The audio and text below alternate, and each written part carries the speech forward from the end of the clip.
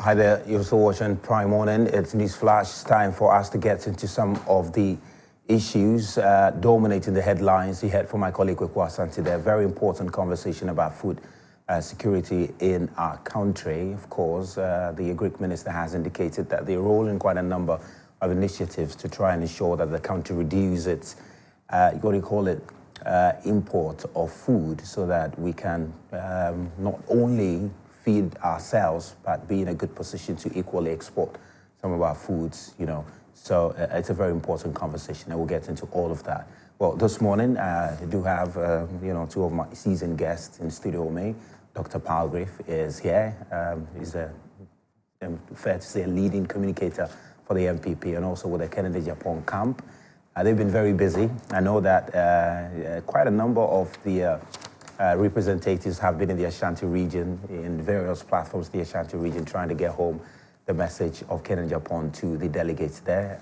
Sure, he's been doing his own in Accra. So, Doc, good morning. Good to have you. It's good to be here, and I was in the Ashanti region as well. Oh, you were also there? I'm sure you monitored too. Well, that's great. That's great. It's good to be here. Yeah, it's great. Good to have you. Good to have you. And Prof, good to have you. Prof Ayamga, Deputy CEO of UPA. Good to have you, Prof. Good morning. Yeah, Mr. Well, good morning. Good morning to our viewers and residents of Accra. It's a rainy morning. Let's go in. Yeah, man. Let's keep going. Let's see what we can do. Well, let's get to the newspapers now. Bring you what's been happening in the newspapers. I've got quite a range of newspapers here. So many newspapers are coming up every now and then. The New Republic, the Exclusive, Inside. Of course, Inside has been in the system for a while, but we have the New Republic. Okay, so I'm going to start with the New Republic. And on the front page, it has NLA defenders fight back. Ewuku and Business Chamber defend financial dealings. And then state land sold to multiple companies. Chief Director faces Yoko probe. And then Ghana AIDS Commission to introduce HIV preventive drug. Very important development there. And inflation drops to 9.4% in September. First single digit in 4 years since 2021. That's very significant. I've seen the finance minister also very happy about that development. And also, the final, let me do this too, the Exclusive newspaper. It says, CIBI slams Fourth Estate over misleading NLA KGL report. It's also here. And Ekuapiman youth urge Yagbonwura to decline Ojura invitation. And then Eric Opoko launches key development projects in Esunafo. And Julius Debra's leadership rooted in facts, not sentiment. And Dr. Park champions TVETs as key to education reform. And Ghana's nuclear vision focuses on growth, not megawatts. That's according to Dr. Yamwa. Let me come to Doc. You've got the Chronicle newspaper, right? Yes, I have the Chronicle newspaper, and 2 soldiers arrested over alleged robbery at mining site. I was very troubled when I saw that. Yeah, when I saw that, you also came to mind, and I was like, I saw the videos of them. I keep telling you that the country is not safe. These are just clear examples. I don't know that you saw the video when they were being taken. It was in their military uniform. Yes, such a huge embarrassment. It's very concerning. Really concerning. Hate speech threatens national unity. Mahama. Decentralization, Ahoy's view, is politically skewed, minority in parliament. And there's a scripture here, Proverbs chapter 28, verse 23. Whoever rebukes a person will in the end gain favor rather than the one who has a flattering tongue. I don't know, can I go into the major stories? Why don't you read the champion thing on the front page? Yes, I think that they always have choices, you know.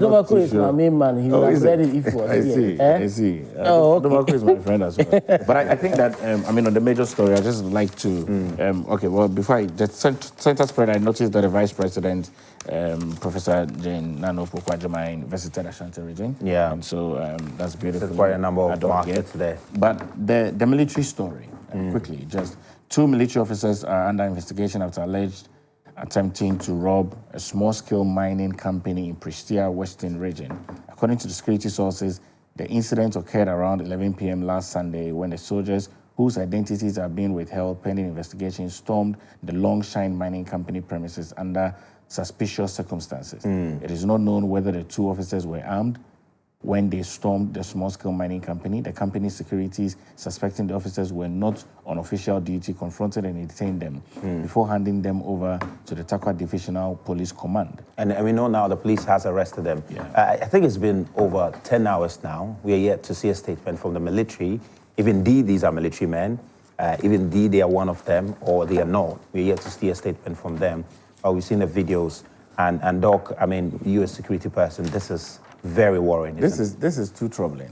I mean, we can't underestimate it. And I've always been calling. You recall, I've been calling that the President John Dramani Mahama, and I'm glad he's back from the UN meeting. I've been calling that he appoints a substantive minister for defense. You know, I mean, I know that Ato Forson is there as the overshadowing responsibility in the ministry, but the Ministry of Defense is big. I mean, Ato is already overwhelmed with the economy, managing the finances of the economy. And I think it's so long overdue we have a substantive minister for defense. Overdue. It's really, really long overdue. And it's telling on the situations that we have at hand now. And I will plead with the president. I would have felt that would have been one of the major things he would do immediately when he's back from the UN. But I mean, he wants to meet with CSOs. Maybe because of the sensitive nature of that office, he's still trying to... When John Evans Atta Mills died, John Dramani Mahama was sworn in. But that was that's constitutional. Yeah, exactly. But clearly, it's automatic. See, what I would have wished was that for John Dramani Mahama being the commander-in-chief of the Ghana Armed Forces, I would have wished that he would have assumed that responsibility. The interim. Assumed the responsibility as... I was starting on... Yeah, I mean, he's just starting on his major story. He's taking his bite. No, but he has me You read it. Okay, he will just land and I'll come to you. You can read it. You start. It's too early. It's too early to just take. The president has delivered one of the most outstanding speeches Africa has ever delivered at the UN, and he comes back and. No, this not. He said read the headline. He asked me to share my views. All right, Doc, you can land. You can land. You can land. You see, so it's not fair to me. Yo, okay, I'll come to you very soon. Well, you can have my paper as well. No, I really want your paper because I wanted the Ashanti Youth Route for Brian Achampon, which is the biggest headline on your paper. You've left that one, and then you've gone to attack. Doc, land for me. Land for me. Yeah, that okay. Yeah, I read it. Yes, Ashanti Youth Route for Brian Achampon, which is the biggest one, and you jumped it. And so it was on the screen. We projected it on the screen. And he jumped it, so I don't want to draw his attention. I need to pick up stories. Why? You people are rigging your elections. I mean, have a fair election. What is that? But Doc, fundamentally, though, you believe the president should look to appointing. You know, when I sit back, and we need to be very honest with ourselves, we have over 48,000 people that are displaced in a military or a militarized country like Burkina Faso. I have called that the Ministry of Health, the Ghana Health Service, the Ghana Refugees Board should look into some outbreaks that are likely to come out. Cholera, monkeypox, COVID-19, fever, and all of that. And the trickling effect of that on the people within the surroundings. And so it's long overdue that we do not have a substantive minister for defense. It's long overdue, and I think that the president should be able to... Well, we'll see. Prof, let's come to what's on your headlines, and you can also have a little bite on the security matter. Yes, of course, it's just like what you read out there. The Agric Minister breaks ground for development projects in Asonafo South. You have in Nairobi, I think the Deputy Minister of Education talks about TVETs, Central to Ghana's education reforms, Dr. Park. There is Godfred Odami Hot, reports to CID today over Jakwa's petition. And of course, Group Slams Fourth Estate's report on the NLA KGL deal. Stop destroying our palm farms for gold. Obdak President warns Galamsey operators. And I think there is a big one there. You can't miss it. Our Chief of Staff, Honorable Julius Dabra. I think it's a profile on him. The facts behind Julius Dabra's... that's the Daily Democrat. Yes. Prof is looking at the Daily Democrat. Daily Democrat. Yeah. You want to see more about the Chief of Staff, you can read on him there. Yeah, but I mean, we were just starting... I must admit, he's one of the most balanced Chief of Staff we've ever had. Around the presidency and there are no scandals. Around this time, some time ago, the president had been misled on one of the biggest scandals, oil deals, and rushed it through a certificate of agency in Parliament, only to come and tell us that he was misled. At least the Honorable Julius Debra is there. Good morning. And he's made sure the presidency there's discipline there. But I haven't said that I want to talk of the security matter and on undermining, because you see, it's not an issue of whether we have a defense minister or not. These military men were not picked today. So it's our chickens coming home to roost. Over the years, we have denigrated the institutions of security to the extent that we picked people first who were not qualified, didn't have the desire, and also didn't even follow due process to allow the military to do serious background checks on people. In fact, there is a record of military men complaining that even training, to train military, some people didn't turn up for the training and only appeared a week or so to graduation. Can you imagine people doing that and you expect them not to rob? So let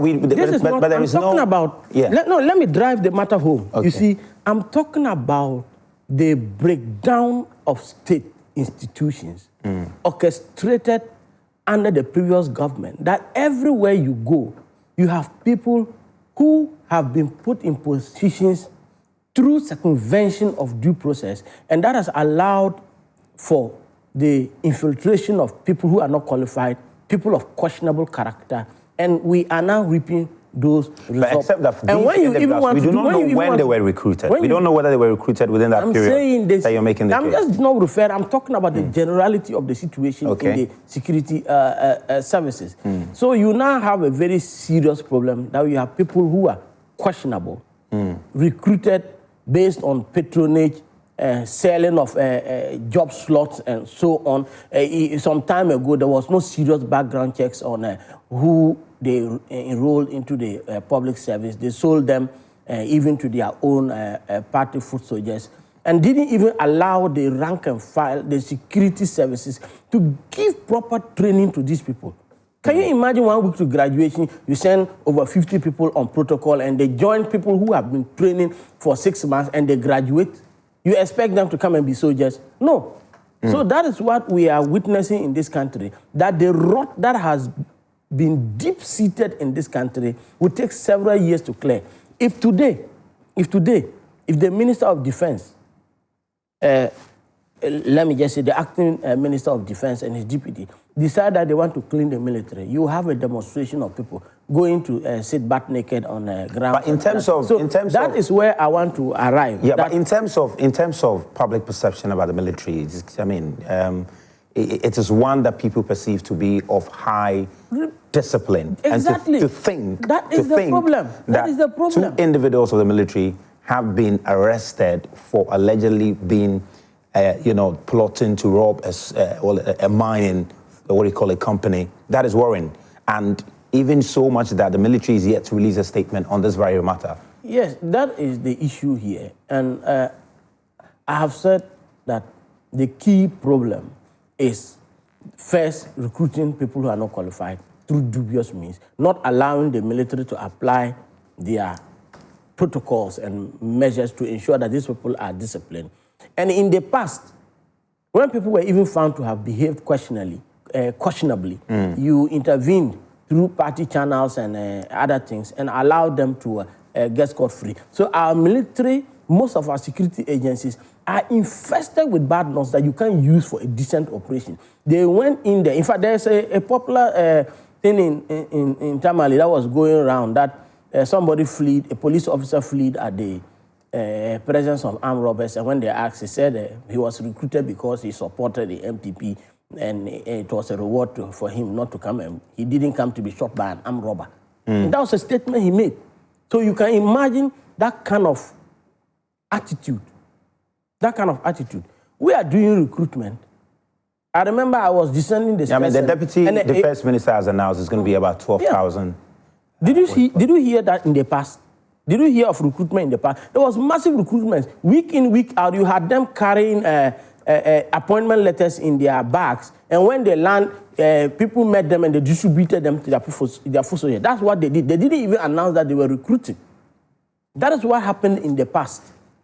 So you can't sit here, destroy the very institutions that are supposed to ensure security. We are even trying to clean it. And anytime you get this bad news and you want to clean it, they tell you, oh, they are doing political witch hunt. And that is the problem we have here. We are currently facing a system that has been corrupted. Take that away, you have a system in which people are openly flaunting money. But Prof, I mean, this is definitely not the first time we've heard the military personnel, being arrested for some misconduct or engaging in something that is, of course, unexpected of them. Even beyond the military, we've seen some police personnel who have also been arrested for engaging in some of these acts. This kind of trend, just this year, we've had stories like that. Police personnel who have been arrested, for engaging in robbery or helping robbers to engage in one, criminal activity or the other. It is, I mean, for the public who are expecting the police, for instance, to be the ones who protect us, who are expecting the military men to be the ones to also intervene when the need be, to read stories that a military man has been arrested for trying to go and rob somebody. I mean, doesn't this erode confidence that the public have in the military to a very large extent? And what do you think we can do to help the public to sustain that confidence in the military, in the police service? Because bottom line, if that is lost, then we are in for big trouble. Yeah, and that's what I've been trying to drive along all morning, that yes, you can have bad knots anytime in any institution. People get through. But where there is that large-scale disregard for institutions, due procedures, and also processes, and to the extent that the center wielded so much authority and exerted itself over the legitimate responsibilities of the selection processes. And at the end of the day, you selected people based on what they did. Delta Force and co, they were all drafted into the security agencies. And that is not a problem. That is not a problem. We need to be careful. That is not a problem. That is not a problem. Prof, you see, the problem is not allowing the system to instill discipline. And so that is the problem. And you can sit here and argue, but it's a serious issue. The mind that has been robbed, they are not laughing. There are people now, security agencies sometimes engaging in certain things because some senior officer was somehow prevented from implementing the right disciplinary measures on misbehavior. So over time, they have to look the other way. They have to make a choice between their jobs and ensuring that there is sanity in the system. And that is what has accumulated over a period, and we are now seeing an increasing trend of misbehaviors associated with one of the most disciplined military service almost on the continent of Africa. And we have ourselves to blame for Doc, I mean, Prof is making the point about the process involved in the recruitment of some of these military personnel. And look, it is factual. It is something that we can all attest to, the fact that successive government will always, as much as possible, try and prioritize individuals who supported them in their campaign to be part of the military. It's something that is, in fact, there was a point that the minority leader once upon a time made to the effect that the MPs are giving slots. And if MPs are giving slot, we know that MPs will go and find people who, support them. But bottom line, whether the person is an MPP or an NDC person, what is expected of them is professionalism. When you get there, you need to be professional. You know, the nature in which security trainings are done, when you go to the war academy and you are doing any training, it is advised that in the entire security setup, you have good representation of every ethnic group. It is advised. It is for that reason that when you have a good representation of every ethnic group and there is any incident across the country, you can be able to deploy people without feeling any sense of fear. To see that Prof suggests that the military recruits or security recruits are vigilante gentlemen or women, it's unfortunate because that's not the reality of it. Now, it is in that wisdom that every single parliamentarian is given slot so that it is the people's representation. When you go through a proper military training, you go through a process of unlearning things that you have learned, relearning, and learning new things. No properly trained military personnel, so-called, would still be in their old way of doing things. And the reason why this is important is that it borders on the sovereignty of the country. We cannot sit anywhere to state that we have military personnel who are either party vigilantes. And we cannot sit anywhere to state that the military has passed out people who did not go through training, and they are coming either on the day of graduation or 2 days to graduation or 3 days to graduation. That is not what happens. That's really not what happens. It would be a sad day for me if truly that is what happens. Unless somebody compels them to do it. But that is not what happens. Unless someone compels them. As we discuss this, we must also realize that it's the sovereignty of the country. Imagine 1 minute that you have external people who want to attack Ghana. And you hear that we have military personnel who don't go through training, but are graduated on the field. Good. Now you're thinking. That is not what happens. And it's important we discuss the issues as it is. Of course, in every setup, you will have bad nuts. Yeah. It does not mean that they have not been trained well. I mean, I don't work with the military, but with what I know, I do not want to think that these persons are persons that are either politically associated in a particular way, because the training itself breaks you in a way that by the time you wear the uniform, you become patriotic. Yeah, which you people didn't allow it to happen. You understand? You didn't allow it to happen. I don't want Prof. You didn't allow the breaking to happen. I don't want, no. They were in the house eating, then on graduation you forced people in there. It was a known fact. It was discussed across this country. I'm not the first person to say it. It's a wrong. I wish you, unless you were not in this country. No, it's a wrong. Prof, do you know anyone who Why should I know? Why should I know? Is it not scandalous? Is it not scandalous for the highest institution? Information like this regarding the highest institution in the country to go around. Is it not serious? Didn't you see some market women even training? Didn't you see those pictures? I saw them from your media houses. Mostly, I read my news here. When I get up, it's the first point I call. And you see that. Go through your archives. You see reference to what I'm saying. But what we can all agree on is that let's not do this. Incidents like this must not and cannot be associated with the military. It must not. It cannot be associated with the military. And Doc was making a point that, look, even if a soldier is trained, a military man is trained, even if those who have gone through the training, some of them can still be corrupted. So the training is no guarantee that they cannot be corrupted. They're not being allowed to go through the training. No, but so that's what I'm saying. No, you see, they're not being allowed to go through the training. That is the situation that is going to be very. So when you sit here and they bring the issue, my mind around. No, it's where he went. You see, it's where Pelgrave went. That is my problem. They ask you about the security situation, and you already jump on the president when we should be commending him for standing up to the West and telling them where we want to go. You sit here and tell the president that because some military men that you people fraudulently forced. But that's the point. But we don't know that these men were recruited into the system within the 8 years. I'm describing what is allowed there. So it's possible you cannot have. And you didn't even allow them to condition them well. No, but the point is that these two military men, there is nothing that shows the chickens of institutional decay. No, I'm not proposing. I'm talking about, yes, what you people allowed. What you people allowed sitting here. You, Dr. Pelgrave, Dankwa sitting here. Military people pass out people who have not been trained. No, they didn't. You may force them to do it. You force them to do it. It is not possible. There were some defense ministers that carried recruitment letters as if they were complimentary cards distributed. I said there was a certain defense minister that carried recruitment letters as if they were complimentary cards distributed. The point is that I'm wrapping my mind. Wrap your mind in it. That was the unimaginable thing that happened in this country. No, seeing a situation where the honorable military men that we know,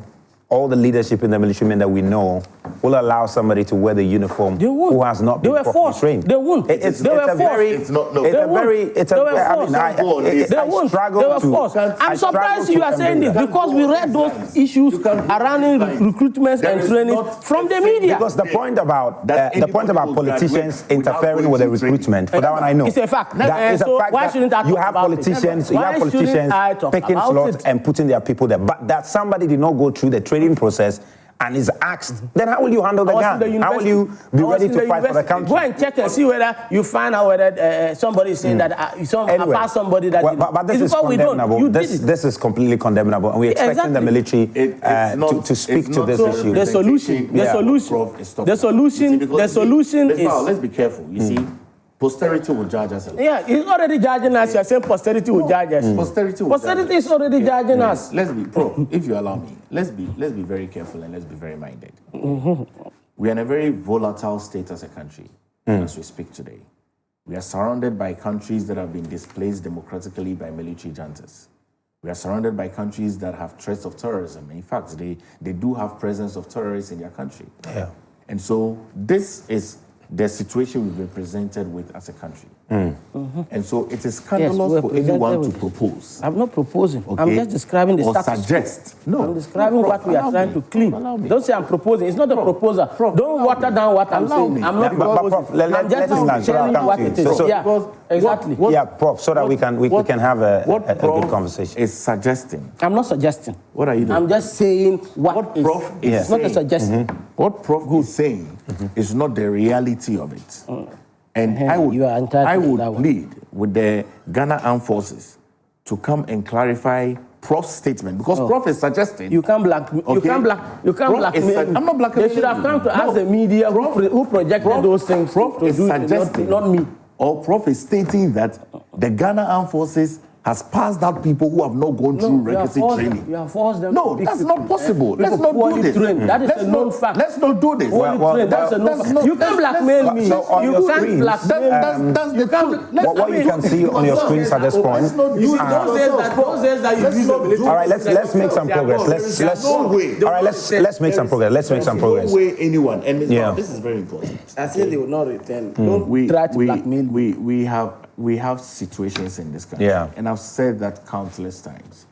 If we put out a narrative out there that the Ghana Armed Forces, the Ghana Police... I'm putting it out. Yes, of course. You've never seen this? No, I've never seen it. Goodness. And that's the truth. Okay, if we put out a narrative that the Ghana Armed Forces or the entire security architecture of the country passes out people who have not gone through training, that's a threat to our sovereignty. Yeah, which people allow. Okay, no, you can't do this. You can't do it. Anyway, but on your screen, you could see the military men that we are talking about who were arrested in handcuffs in their uniform. This is very, very, very unfortunate, completely unfortunate, and it's something that we expect the military. And of course, the president is the commander-in-chief of the Ghana Armed Forces, and I'm sure if the president sees this, he's going to be very concerned, and hopefully the military high command will quickly get into this and get to the bottom of the matter.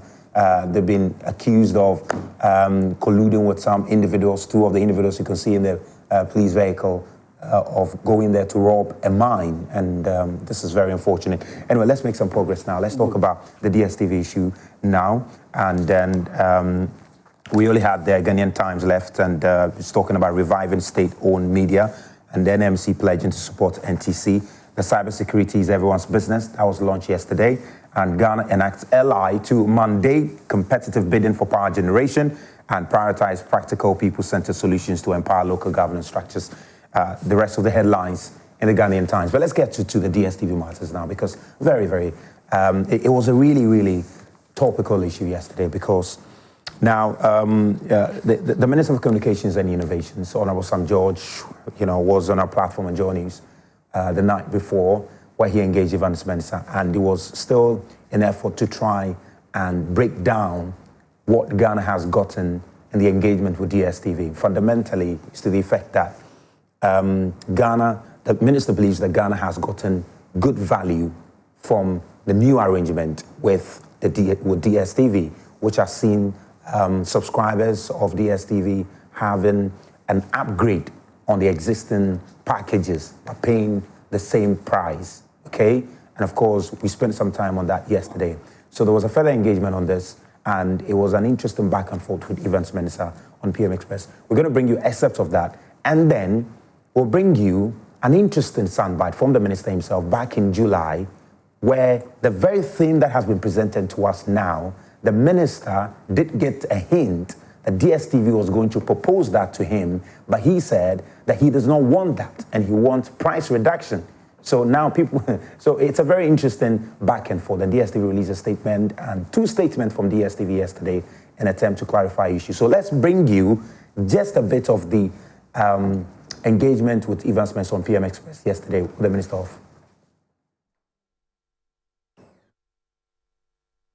You are a Compact Plus. If you're a Compact Plus customer like you, 570 tomorrow. If you want to watch your Compact Plus, you save 190 Ghana cedi tomorrow by paying 380 and still watching your Compact Plus. Well, this cannot be said to be the same. Based on what you said yesterday, yes. Tomorrow, in my case, yes, I still will pay 570 because you want to pay 570 and watch premium. Price reduction.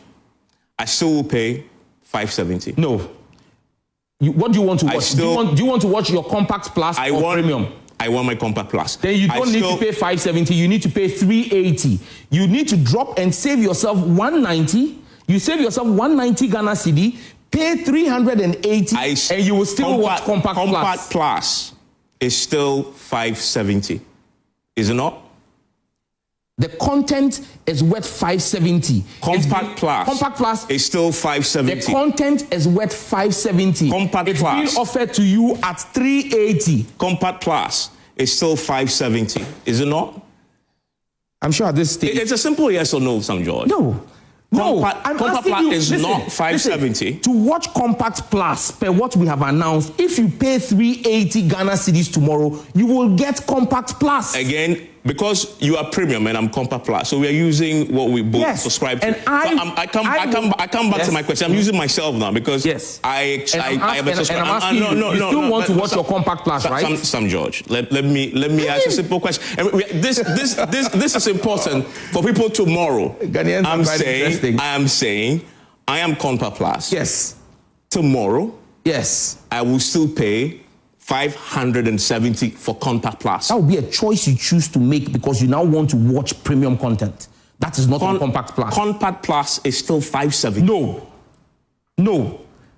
Compact Plus is not. Evans, you can repeat it a million times, and a million times I'll look you in the eyeball and tell you that unless you choose. But those are your words yesterday, Sir George. Your word says. My words were. Those on Compact Plus, you pay 570.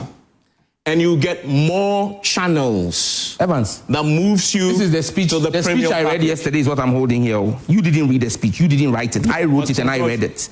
This is what I said. I said today, from the new arrangement effective from 1st October 2025 are as follows.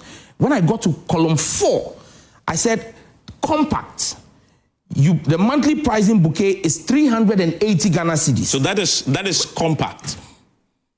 You asked me what I said. You asked me what I said. Yes, that's compact. Yes. You asked me what I said. Yes. I said, if you pay compact 380 Ghana cedis, you get to watch Compact Plus content, which is valued at 570 cedis, which means you get 12 more channels. Those 12 more channels are what were the difference between Compact and Compact Plus, saving you 33% in value, 190 Ghana cedi. Yes. If you choose, and then I went on and said, if you choose to pay Compact Plus, 570. No, read exactly what you said, Sam George. For I'm Compact reading. Plus. If you choose to pay Compact Plus, at 570, you will get to watch premium subscription with 18 more channels valued at 865. So the question here is this. That's why I asked you. And that's Evans. Again, from what you said. Evans, I don't want to. No, wait. You read what you said. But let me land. Evans, I don't want to assume that you are being a merchant of mischief this evening. No, I'm not. Good. I'm not. It's simple for me because I pay, you pay. Yesterday, when my subscriptions expired, if indeed expired yesterday, I would have paid for Compact Plus 570. What you just read. Tomorrow, when I show up to pay, I'll still pay 570. What I get is additional channels. It's the reason why you were careful in your choice of words. Increase value offer and not price reduction, is it not? The Ghana Education Service will need to do a lot more in comprehension in our basic schools, because if this is your understanding, it's a big source of worry for us as a country. Yesterday, no. You see, when you were speaking, Evans, if you will keep interjecting me every 10 seconds, then let's end it. Then you can go ahead and do a monologue.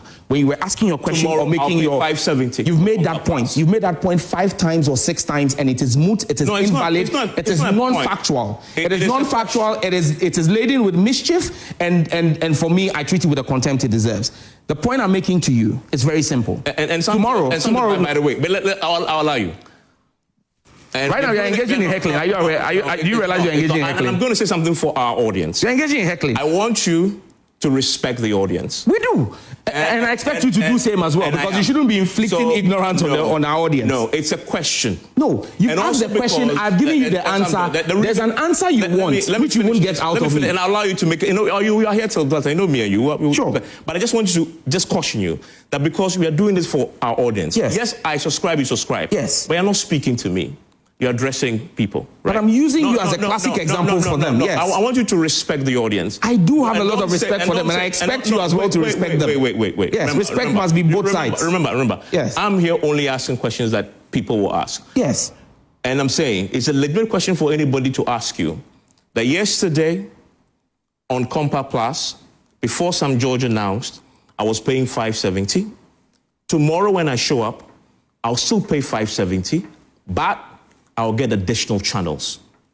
That is a question that anybody who is on Compact Plus like me will ask you, Sam George. And I'm asking you on behalf of those individuals. So when you say that when that person asks you that question, GES must look at their English, you're disrespecting the audience. And I'm asking you, I'm telling you, you shouldn't do that. Stick to the explanation. Because whenever I'm asking you, somebody is asking that question. And that's all we do as journalists. That's all I'm going to say. And then I'm going to ask the question, because I know people will ask that question. If you get out, people will ask. So I must ask you that, but do not bring that in. When you're not disrespecting me. I don't feel offended, but you are offending somebody who asks that same question I'm asking you. So please answer that question for that individual who asked that answer, who needs that answer to the question I'm asking you tonight. Can I speak? Absolutely, yes. It's unfortunate you choose to be very petty and try to play up sentiments and say that I'm disrespecting anybody. I've not disrespected anybody. And nobody who wants to be objective, who's watching us, would have repeated the same question 6 times, gotten the level of explanation that I gave 6 times and still asked the question, except that person is seeking to be a merchant of mischief. You've asked that question 6 times, you're asking it the 7th time, and I'm saying to you, if you ask it 1,000 times, the response is the same, because facts are sacred. They cannot change. What was announced yesterday is clear. You're a Compact Plus customer today. Compact Plus today, 30th September, is $570. You pay $570, all you get to watch is the Premier League, all you get to watch is the Champions League, and all you get to watch is La Liga and Serie A. If you pay $570 tomorrow, you no longer get Compact Plus. You become a premium subscriber for $570. Because what makes you a Compact Plus subscriber is not the name of the bouquet. It is the content in the bouquet. So what makes you a Compact Plus customer is the content you watch. If tomorrow you want to get that same content you were getting today as a Compact Plus subscriber, what you need to do is pay the price of Compact, which is $380. Save 190 Ghana cedis. Use it to buy a nice shoe for a kid who is in an orphanage and get a blessing for it. You pay $380, you get to watch all the content. So that was a very elaborate engagement with events on PM Express. I think that was today's Thursday, that was on Tuesday evening, following the announcement by the minister on Monday afternoon relating to this very matter. But fundamentally though, what do you call it? So this is an upgrade, and I think we explained that, on the existing packages that Ghanaians are enjoying, all right? But then you go back in July 4th, when the minister addressed the media, giving an update on what his ministry has been doing. This very proposal that was, offered to him by DStv and which has been accepted he got the hint he was going to come, and he said, no, he doesn't want it. So guys, let's listen to the minister when he said he does not want an upgrade, he simply wants a price reduction. In fact, he referred to this package as not a price reduction, he referred to it as just an upgrade, and he wants substantial reduction. So if that's ready, can we hear the minister in July? People make all kinds of funny comments on social media. They broadcast in this country on a license issued by the NTA. that license has terms and conditions. If you flout those terms and conditions, we have the power and mandate to revoke that license. And so we would use the power of the state to protect the citizens of the state. And like I said, tomorrow is a holiday, but tomorrow at 1 p.m., I will meet with the Ghana and South Africa team in my office. And I'm clear in my mind, that meeting will not come to an end without a reduction, an agreed reduction in the price. I have seen the attempt by the South African management to say that when you buy a package, they should upgrade you to the next one. We are grateful, but that's not what we want. We want a price reduction. And that's what we will push tomorrow at tomorrow's meeting. And I'll update the country as soon as we're done with that. So the conversation is going to continue. It's continued. DStv went ahead to release a statement where they further clarify that, in fact, because the minister has indicated that this new arrangement was going to be permanent. It's going to be permanent. But then DStv released a statement where they indicated that, well, it's going to be, it's a promotional offer which is going to last until December. And, you know, that, what do you call it, statement came out. And then a second statement came out from DStv suggesting that the earlier statement, which indicated that it was going to last until December, is erroneous, and rather they are sticking with the minister's position that this very new package will exist, and after 3 months it will be reviewed, and 3 months indeed is going to be in December. All right, and that is the statement by DStv, the final statement by DStv, where they said, well, they agree with the minister's statement, and this new bouquet is going to continue for 3 months, and in 3 months the committee will reconvene and see the way forward as far as these packages are concerned. So basically, those are the issues, and we'll try and see. The big question we want to ask is, has the people of Ghana indeed gotten what the minister promised? That is the fundamental question. But then, let me just start with Doc. No, let's start with Prof. No, I want to hear Prof's view. No, I want to hear Prof's view. I really want to hear Prof's view. Prof, you want us to start with If he wants me to go, let's go. At least I'm happy he's now admitting that he needs me to be the lead here. No, I want to understand what his government is doing. I'm not telling you. But Prof, just before you speak though, and this is a point I made on my Facebook page, that first of all, when you look at the overarching idea or intention behind this, is to protect the Ghanaian consumer. That's what the minister is trying to do. Exactly. All right. You can raise questions about the approach, which are very fundamental concerns about the approach. Okay. But the heart of it is an attempt to protect the Ghanaian consumer. And all over the world, and I put out a long Facebook post on that, we see government making effort to try and protect the Ghanaian consumer. And it's in that same spirit we see government intervening when it comes to increase in transport fares, etc. here and there. Of course, it's not the same, but the idea is similar to protect the Ghanaian consumer. However, if you listen to what the minister promised, and you listen to what he said in July, do you get a sense that indeed Ghanaians have been offered what they were expecting? All this discourse we are having in a moment where we should be talking about very important things, like the fact that in 4 years we have hit single-digit inflation. We are not talking about what that means for the economy. You want me to sit here and talk about TV subscription that we hardly watch? But I will do it because I see the whole of this package we are discussing is born out of one thing, hatred for Sam George. Really? Hatred. But what's the hatred for? Because he came out and said he was going to get a price reduction and hasn't got it, and therefore he has to come and answer questions why he hasn't got it. Shouldn't we be ashamed as a country if we have a system, we entered into agreements that when our consumers are being ripped off, we can't actually even force them to reduce prices. Anyway, it's a free market system, so I can understand. So that is my problem. What Sam George set out to do, ask yourself, was it in the interest of the Ghanaian people or not?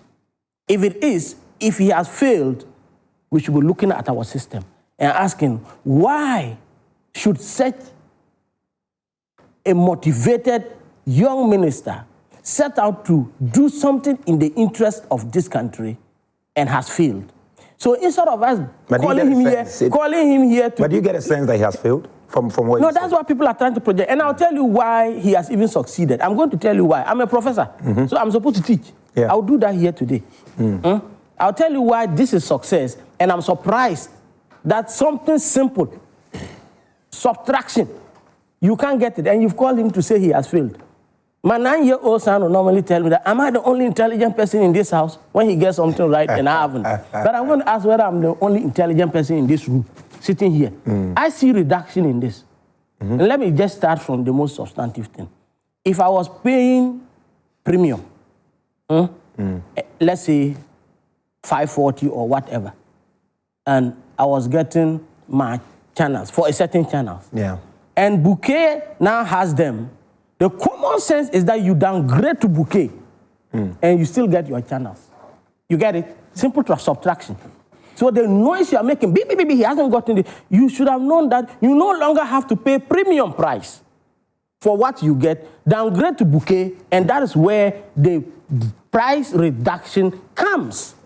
So is this difficult for a country of 35 million people or so to understand, so that our media will call us? But is it not strange? No, I'm saying our media. But is it not strange that one person appears to understand it and 35 million people don't understand it? Because you people don't want them to understand. You people don't want them to understand. How do you juxtapose? I'm juxtaposing it because how do you I had premium plus. No, this is the question, though. No, this is the question. So clearly, the minister says what we've gotten is increased value. Exactly. It's an upgrade. It's an upgrade. All right, great. Exactly. But how do you juxtapose that with what he said in July? I'm saying that it's because this is semantics. It's semantics. It is pure economics. And I've said, if you wanted to see the value you are getting now, you can actually get it for paying less. And what do? Downgrade. And you will still get the channels you are watching. That's what it means. That if you were on premium and you downgrade now to Compact Plus, that Compact Plus will have the channels you were getting in premium, so you are saving money. So I'm surprised. And he's right. If we are struggling with this, we have to look at our curriculum. It's not an insult. But what you set out to do was, for instance... It doesn't matter what he set out to do. There's a price but it's very important what he set out to do. It's very important. Now, you had somebody who was on Paddy, which is the basic, all right, the basic subscription, who was paying 90 Ghana cedis. Yes. All right, 90 Ghana cedis to get it. And what you set out to do, so if I had Paddy, all right, if I had Paddy, my producer, okay, we understand Paddy is around 50 cedis, okay. What you set out to do was to get me to at least pay less than 50 cedis for Paddy. But what I ended up getting was, okay, the Paddy which you have, you're not going to pay less than the 50 cedis. You're going to pay 50 cedis, but you're going to get extra channels. But the man is telling you that I was not looking for extra channels. I just wanted my Paddy, but I wanted to pay, I no longer wanted to pay 50 Ghana cedis. Yes, so Sam, George is not telling you that why you were paying 50 Ghana cedis, why you were paying 50 Ghana cedis for, is now available somewhere for 30 Ghana cedis. That's the simple analogy. 20 cedis reduction. So you get the price reduction by reducing the bouquet you are subscribing to. It's a simple subtraction thing, simple thing. I don't understand why. For me, for example, I have to wake up early in the morning, but I have to come and ask this thing. But how do you understand what the minister said in that July statement? That he doesn't want an upgrade, he wants price reduction. Yes, now let me tell you how he understands. If you are a negotiator, you know how to negotiate.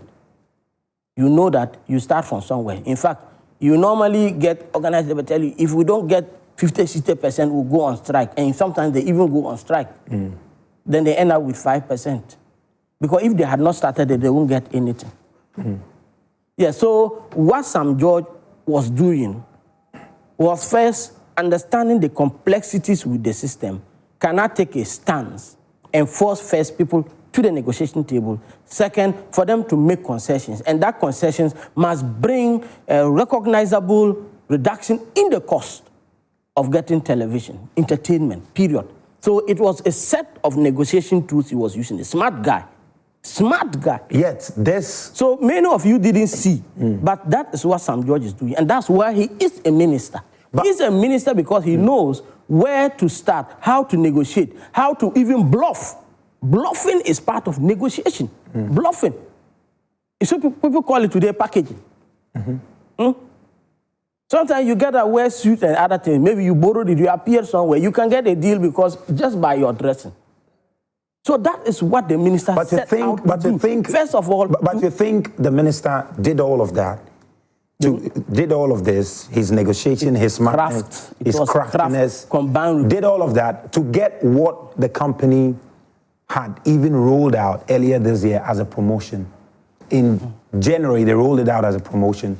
In July, they rolled it out as a promotion. And even so now, this is going to last. He's moving towards a point where he's making it permanent. And that is what he's saying. You wait and see. And that is where he's getting. No, but he actually said it is permanent. Yes, that's what so that's also another position. But that if it is not permanent, DStv will face us on the other side. No, but it's been clarified that it's going to be for 3 months. And it will be reviewed after December. Let me tell you something. You see, I have not had appetite to be an out-and-out politician, but now I love it. Love it. I'm even thinking of staying permanently. I love it. Now let me tell you something. You see, if I were Sam George, he has made you a very huge concession. If they're saying that he's going to block all the Nigerian channels that are coming in, and the reason why we are even still paying the prices we are paying for DStv is because of the Nigerian channels. Those who have them were paying one of the least among the league of cost of DStv subscription. Nigeria has one of the least cost among them. They are the reasons why we are not paying thousands for the DStv subscription. Sam George is saying that I'm going to ensure that we work to put that on hold. Reverse it, probably if I'm him, I will increase access to the Nigerian bouquet so much so that DStv itself Ghana will live. I wouldn't be making this noise, so it's his style. But I have told you that we are doing a service for you by actually helping you do what? Let me look for a more polite word before they. Now, will you be surprised if this is not permanent? Will you be surprised if this exploit? Let me use that one. Will you be surprised if this indeed ends in December? Because the current arrangement ends in December. It ends in December. It ends in December. I will personally walk to Sam George and tell him, let's do whatever we can to make sure that there is a proliferation of Nigerian channels across this country, and let's see whether they will reduce price or not. Now we are cooperating. We are telling you keep this thing, and we'll make sure that we shut the system and you can get value. But this, go back on your word, and we'll show you that we are more intelligent than they are. And finally, we can, in fact, and we should move forward to trying to do whatever we can to promote competition in the system. Yeah, and finally, let me just bring this in. If you look at the package, so if you're on step 1, you get to enjoy the benefit of step 2. So you are moved to step 2, but you pay the same price for step 1. So if you want step 2, if you want step 2, if you want step 1, if you want step 2, go to step 1. You will now get it. That's what it means. Good. Simple. However, there are those who are on step 8, which is the Premium Plus subscribers, 865 Ghana cedis. They're not getting anything. All they are getting is they get to be part of a draw where they can go and watch a Premier League game. No, they get to go down to Premium, and they can still get what they are getting at Premium Plus. And that is when it gets interesting, because anyone on Premium Plus, unless maybe you have my situation in the house where my wife and I never agree on what to watch. And Prof, finally though, that is the interesting one, because because in the Q&A, right, the clarification that DStv sought to provide, one of the questions that the research team at Joy News Desk wanted them to respond to is, can you downgrade? And DStv has not given it a definitive answer if you can downgrade. And so you watch. Sam George must be commended for starting this fight, for carrying it. And still, I'll say, yes, there's a betrayal here by a certain group of people. I don't know whether it's in the interest of DStv or in the interest of Ghanaians. But regardless of what happens, I'll tell him to soldier on, to make sure that he brings this thing to finality, and he makes sure that this reduction in cost that he has achieved is made permanent, so that everybody on Premium can go down to Compact, pay the price of Compact, and enjoy Premium. All right. This is reduction. If that is not reduction, yes, GES, let's look at our curriculum. Well, I'm sure Doc is going to say that. He didn't interrupt you when you were speaking. So. I won't interrupt you. I want to hear what he wants to say. Okay, Doc, I've nailed the thing, say that he has no choice but to write notes. I don't make notes. Doc, let's hear you. You know, I didn't understand what was going on, to be honest. And so I wanted a bit more clarity. And I feel that when you're a public official and you are engaging in a media conversation, it's important that you look beyond the room because there are many more people that are listening. And I always take the interest and the image of Ghana in every conversation that I have because you have investors that will be interested in coming to invest in Ghana. And how we handle DStv is of importance to other investors coming into Ghana. I'm of the opinion, and I've checked out long ago with DStv. I'm sorry, I don't support. Why did you check out? Because I didn't understand what was going on. I didn't understand that every single month they need to tell me at home that I need to pay an amount of money when I've not even used it. And so, I subscribe to something else, and that's what I use for entertainment. But I think that as a country, we need to, even though it's a free market, we need to bring competition. Every now and then, when there is no competition, it's the subscribers that suffer. A few years ago, either in 2019 or, I think 2019, I wrote a piece about MTN being a single market player. Yeah. And I cautioned our government at the time to ensure that we look at the architecture of mobile telephony and network in the country, because we cannot have a country where almost 2/3 of subscribers are on one network. It's a security threat for us. And that is why I would agree with some measures that Sam George wants to put in place. But we cannot allow one particular network to take over the entire space. So we need to bring in competition. And that is key for me. Perfect. Hey, Prof is agreeing. Yeah. That's good news today. Bring coffee to it. Prof as an academic now says he wants to be a full-time politician, which is encouraging. I have done my time. I have given my best in the university. Good. No, of course. You're welcome. Yeah, You're welcome. maybe you have to retire. You are not starting academics. Go and do 20 years over and come and... Oh, Prof. But I think that competition is key in an economy that is growing. And that is why we are having the issues that we are having. Sam George has an enormous task to deliver. And data is also key for us because we teach at the universities. We know how expensive data is for research and for young people. And so I would encourage Sam George that once he's done with DStv, he should go into data. Data should be extremely affordable. Data is also very expensive. And I'll ask him to relook at MTN continually being an SMP, a single market player in this space. Because there are a lot of agencies and a lot of multinational companies that don't have competition. And we as a local people must begin to start giving them competition so that we can get a better end of the bargain as people in this country. But if you look at DStv, and for a lot of Ghanaians, the reason why they subscribe to DStv is for the Premier League and a few of their football competitions. It's extremely expensive. Extremely, extremely expensive. And it explains why a lot of companies do not even venture into it. Okay? If you look at how much DStv is spending, in fact, Canal+, the French media outfit, has bought DStv, the franchise, and in excess of $2 billion is what they've had to pay to own DStv, the franchise. Okay?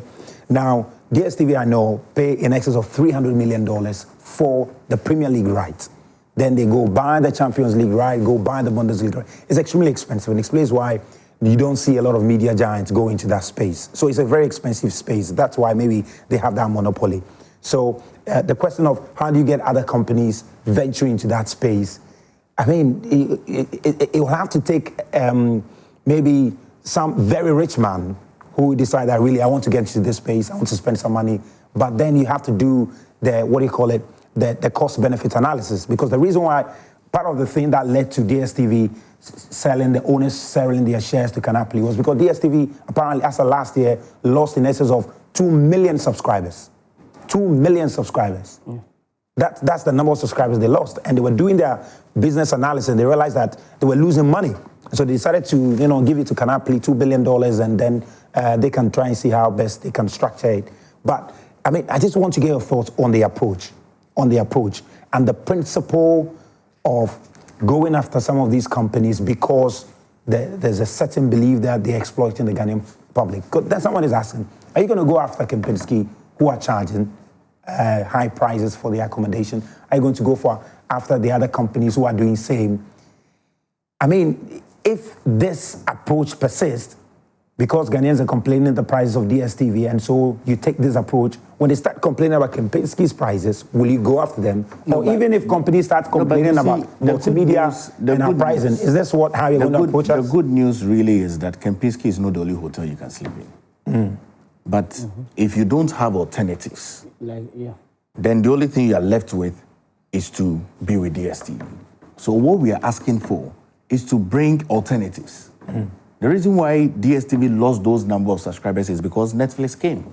And people started watching Netflix on their phones. They are telecast live exactly. on YouTube. Okay, and then there is this stick that you can buy that you can put behind your TV and get all the other things that you have. All you need is internet. And so all we are asking is that it's a free market, but bring in competition. If Kempinski is expensive, there are other hotels. But in this case, there is no alternative. But really, let's be very truthful. No, why are we consuming a lot of foreign football?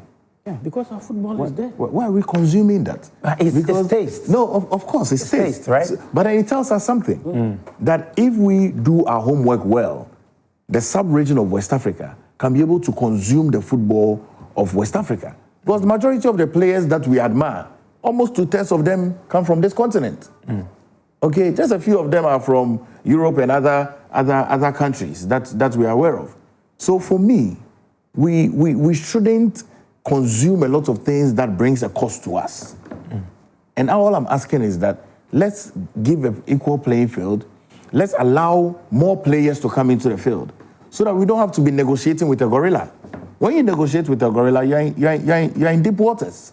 Do you get a sense that government got a very good value in this arrangement? Who do you think has, if you want to call it, won in this situation? I don't think that. You see, because DStv is big, they would play it to us. I mean, if you look at the conversations that are going on, and I'm trying to listen to it very well, when the Honorable Minister Sam George makes a statement, then DStv comes around to say that it's only a promotional for 3 months. And then now they come out to affirm the statement that the minister made, to be able to say that it will be reviewed after 3 months. So there is a power play here. DStv is troubled about what government will do. Government also does not want to be toppled down by DStv because they have subscribers. So we need to be able to watch it to see how it will play out. But we need to find alternatives. We need to find alternatives. We need to find alternatives where we can consume some good content of football at a very lower price or a lower cost. What about, because I've heard the minority, Honorable Nyindam, understand that's his name, raised concern about the minister's posture and his unwillingness to even engage the minority caucus, especially on the Committee of Communication, so that at least the minister, when he's going into some of these engagements, knows that he has a full backing, a non-partisan, what they call it, approach to it, so that when you engage in... So this is what it's all about. You know, a non-partisan approach to it. And Honorable Nyindam, you know, I was listening to him on our platform yesterday, he was making the case that the minister did not even engage them, did not even give them any update whatsoever. Do you think, in terms of the approach, in terms of carrying everybody along, carrying Parliament along, carrying the entire Select Committee on Communications along, having non-partisan backing, so that this will look like Ghana against DStv and not necessarily Sam George or NDC against DStv, so that we can fine-tune the narrative around this? Because at the moment, the narrative hasn't gone down well for government. It explains why, you know, even some elements of your party feel that, well, the government has gotten a bit of a slap in the face. Well, you know, to be honest, I don't know what is happening in Parliament. I mean, honestly, and if this is a true reflection, it would be an unfortunate reflection. I don't think. But in an ideal situation, you think that should be the approach? Engage both sides? Of course. I mean, all the 276 parliamentarians are representatives of the Ghanaian people. And so you don't want to overly wield your superiority of majority to the detriment of the minority. And so if there is a committee on communication and you are the sector minister, I mean, I think that it bodes well for you to learn and gain some wisdom from the minority. And I mean, if this is what he's doing, that would be an apology on the legislative arm of government. And if he has to do some correctional measures to that. Yeah, Prof. Yeah, I want to take a very constructive view here. I agree with what Pilgriff was talking about. I want to discount the issues of what happens in Parliament. He and I were not there. And just go on the issues. You see, the problem with negotiating with DStv is the DStv content is largely, I don't want to use it. It's not something we want to, apart from sports. We are hooked onto them because of sports. Maybe me, a few news channels. Yeah. I'm the extreme kind of person. I watch History and National Geographic. Those are my favorite. But to see, you see, they go in for exclusive rights of the Premier League and the big leagues in the world. Yeah. So that means that there cannot be competition because of that exclusivity. Then they bring that to Africa, and then they exploit. They exploit country based on their existing framework. So I would like to tell maybe my brother, Honorable Sam George, that this thing he has started shouldn't end here. He should take it. He should take it to maybe the continental level and ensure that there is a consensus and a desire across the continent of Africa to have fairer DStv pricing.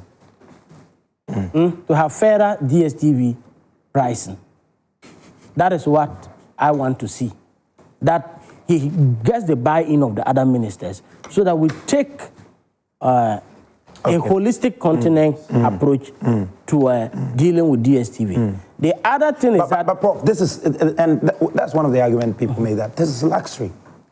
This is luxury. I mean, if you think you can afford it, you go and buy. If you go to the villages, this is not what is. This is not what they are concerned about. No, you'll be shocked. You go to the villages and you'll be shocked how people are hooked onto the media. It's a huge industry. So it's a luxury. It's a huge industry. It's a huge source of entertainment. And your purpose of media is to educate, inform, entertain. It is one of the most important wings of media that is being monopolized by one entity and distributed unfairly across the continent of Africa.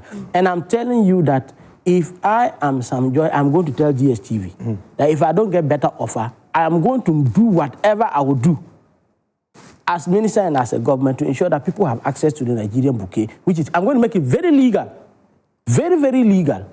That is the source of competition. Use that against them. You have power to slice and dice, restrict. But then if you're doing that, you are encouraging illegality. I'm not encouraging illegality. Because the point the minister made was that if... He's clamping down on them if you give... The reason why... And he made the point that if you continue to use the Nigerian bouquet, yes, all the taxes is going to the Nigerian government.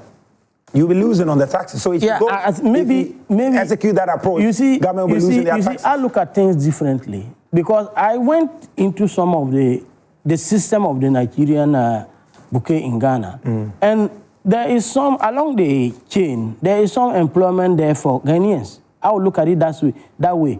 That really? Those who are, because there are some Ghanaian people they can't pay directly, so they pay through an intermediary, and that is creating jobs for that people. I want to see whether is it better for me to sacrifice the tax in the government and create those that option of some employment for a few people. Is it better I get the taxes, or is it better I pay this unfair price to DStv for this extraordinarily poor service they are providing us. You don't need to talk about it. So I'm saying that their services are poor, and we will tell them that we will not spend our resources to police the market for them unless they are giving us value for the money we are paying. And if they reverse in December, I will tell Sam George that let's take every resource we are investing to ensure that people in the Nigerian bouquet industry are controlled. We will remove every person, every manpower there, and allow DStv to control them. If they can't and they eventually leave, yes, we'll subscribe to Nigeria if that's what it has to be. All right, let's do some messages now. And after that, we'll just touch a bit on tomorrow's big engagement at the Jubilee House. We understand the president's meeting the CSOs on Galamsey. It's a very big development. I'm sure it's going to be live on TV. Hopefully, we'll see whether we can bring it to you on Joy Prime. But let's do some messages now. And, okay, let me start from here, I guess. Good morning. Say good morning, Joy Prime. Some of us are gradually losing interest in watching your program because of this so-called, do you know, I say so-called prof. Do you know what it takes to be a professor? Interesting. Do you know what it takes? You have no idea. I'm trying to do my PhD, what do you call it, proposal, and it's headache. It's already headache. Meshak Asante says, the government must be applauded for how serious they have now taken the fight against Galamsey. Okay, declaration of security zone in some forests and water bodies is in the right direction. It will be in the interest of all Ghanaians to desist from illegal mining in order not to lose any life in the hands of militaries. Word to the wise is enough, he says. Haven't missed it. Okay, this one says, the new rate for Compact Plus is 380, not 570. They should rather applaud Honorable Sam George, his detractors, and misinforming the public by saying the Compact Plus is still 570. Okay, this one says, Sam George brought all this to himself. Now he's more than the marketing manager for DStv. He should be a little bit diplomatic in his dealings. And that's the point I made yesterday, that just because of this engagement, the kind of marketing and advertisement that DStv has gotten on their packages is incredible.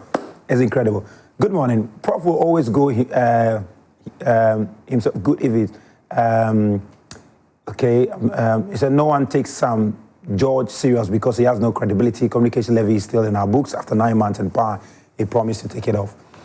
This one says, in fact, in any serious jurisdictions, Honorable Sam George would have been fired for the level of arrogance and lack of understanding as a communication minister. He has demonstrated a lack of effective leadership with handling of the DStv impasse and the government. A very appalling situation we find ourselves as Ghanaians with a minister at the helm of affairs. Mr. President must act swiftly to safeguard the image of our country with Honorable Sam George's unnecessary display of arrogance and disrespect, he says. Teacher Kojo says, if only the MPP wants unity, peace, and victory in 2028, they should stick with Dr. Mahmoud Bawumia. Any slippage against his candidacy will spell doom for the party. Well, interesting how you managed to sneak that in. We haven't even mentioned Bawumia today.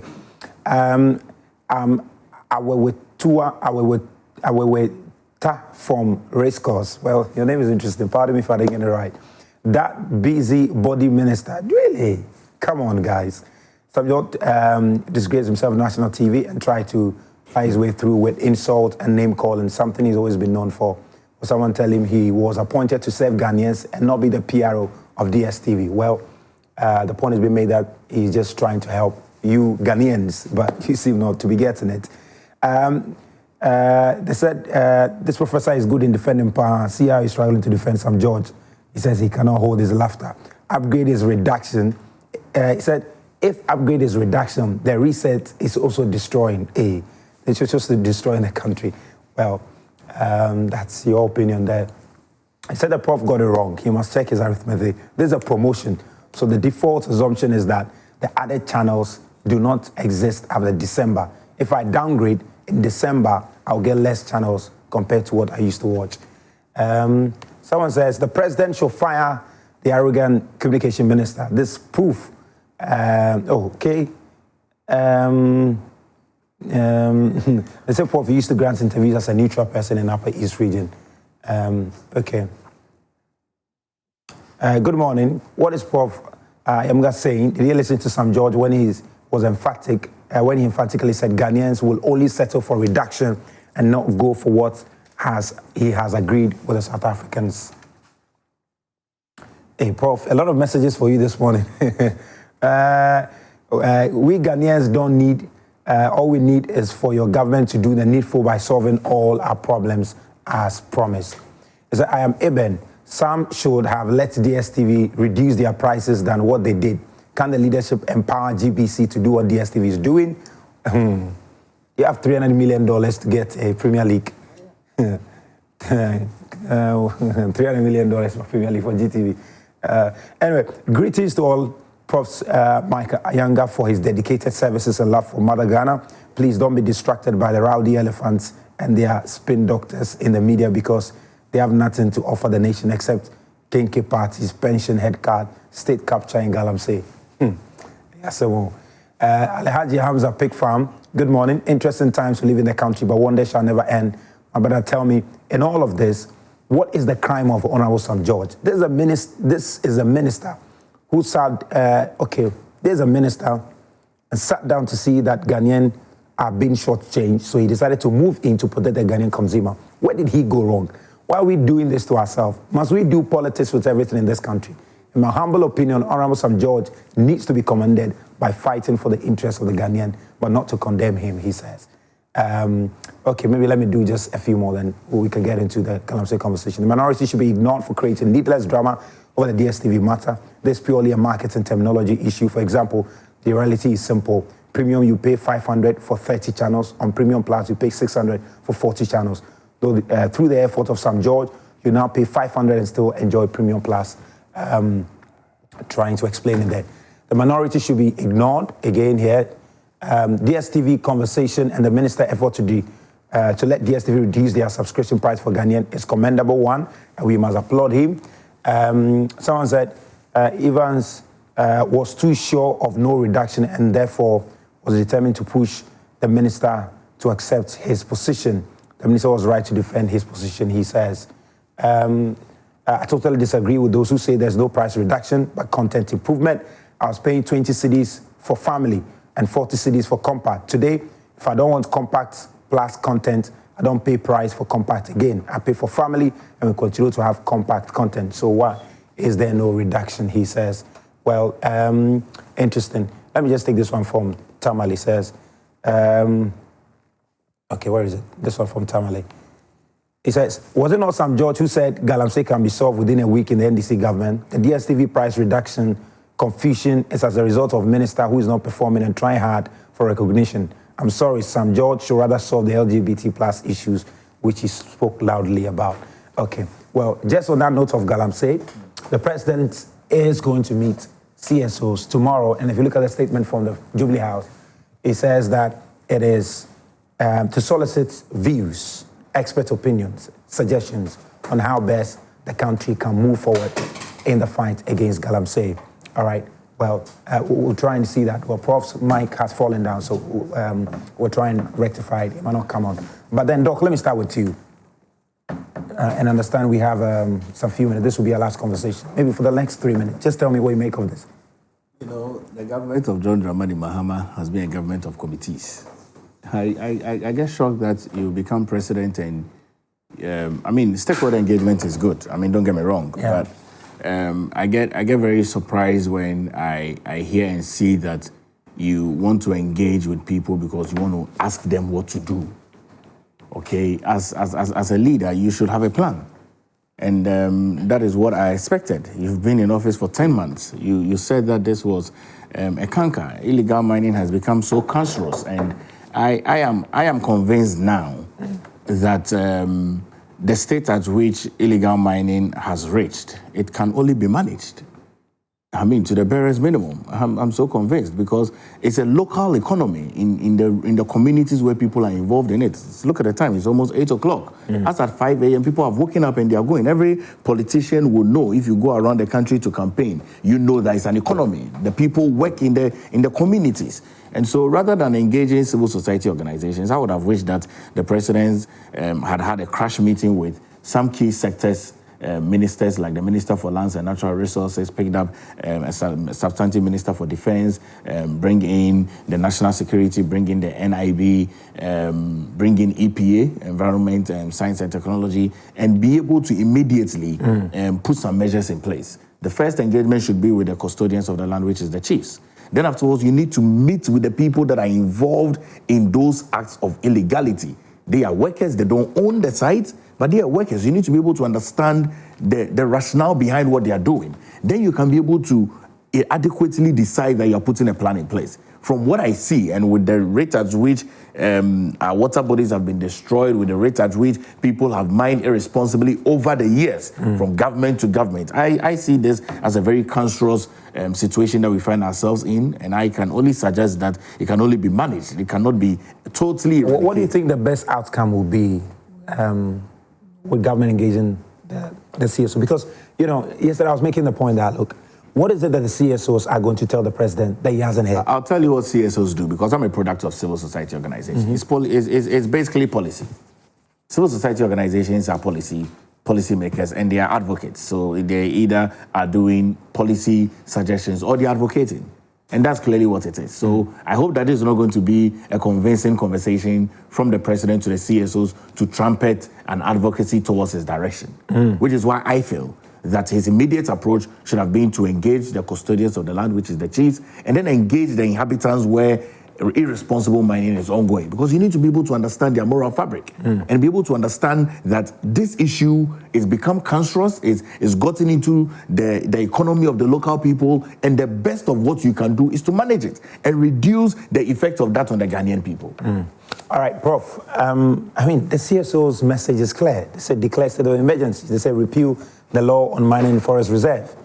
I mean, they have been very clear about what they want, but the president still wants to hear from them. I mean, some are saying there is nothing new the president is going to hear from them. He already knows what do you call it, they want. So the engagement is just, maybe some said, buying time for the president. Yes, I'm sure you're going to be there, right? Yes, definitely. I'm going to be there.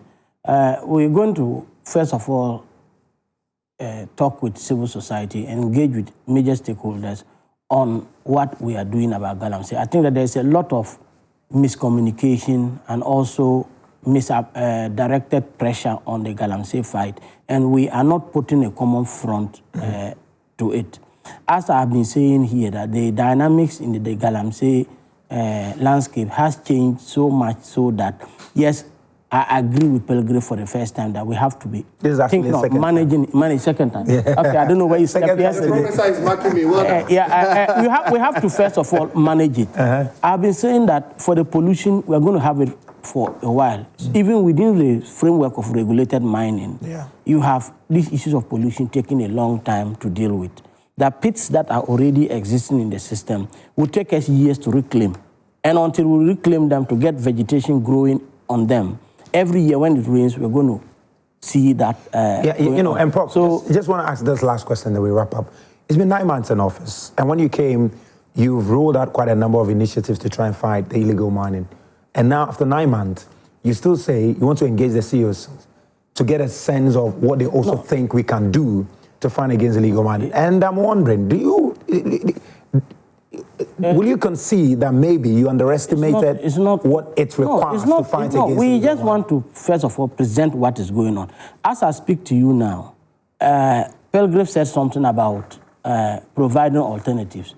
We have started rolling out the responsible corporate social mining initiative and also working to provide alternatives for those that are in mining. We have mines that are no longer being used by the big mining companies, that if you go in there, you can still have maybe 1 gram per ton or 0.9 grams per ton, which for small-scale miners or even some level of, it's economical. They don't even get that in what they are doing. So we want to get these mines, get them to form cooperatives, and they can go in these places and mine. It also includes even some places that have not been mined before, but we can actually put in a framework to ensure that they are mining sustainably, so that you just don't tell communities, don't mine. The communities have become so dependent on gold that they feel it is a waste of time to farm. So we are looking at ways that we can get you to go and mine in, let's say, some abandoned mines that there is still some significant returns to be made in there. We can get you to mine in such a way that you don't destroy the environment. That's one alternative. And then we are getting them to form cooperatives and associations so that we can train. But realistically, though, then after that, if you add that with the use of with law enforcement, then you know that it's now a choice. So law enforcement is going on. We are providing those alternatives as well. And then we say, okay, let's share our views. There's nothing wrong with calling civil society groups to have further deliberations. Let's update people on what has been done so that people know the true state. Because there are some people who just get up, like you were seeing in a demonstration, they just join it and they don't know why they are demonstrating. So yes, taking criticism is part of being a leader.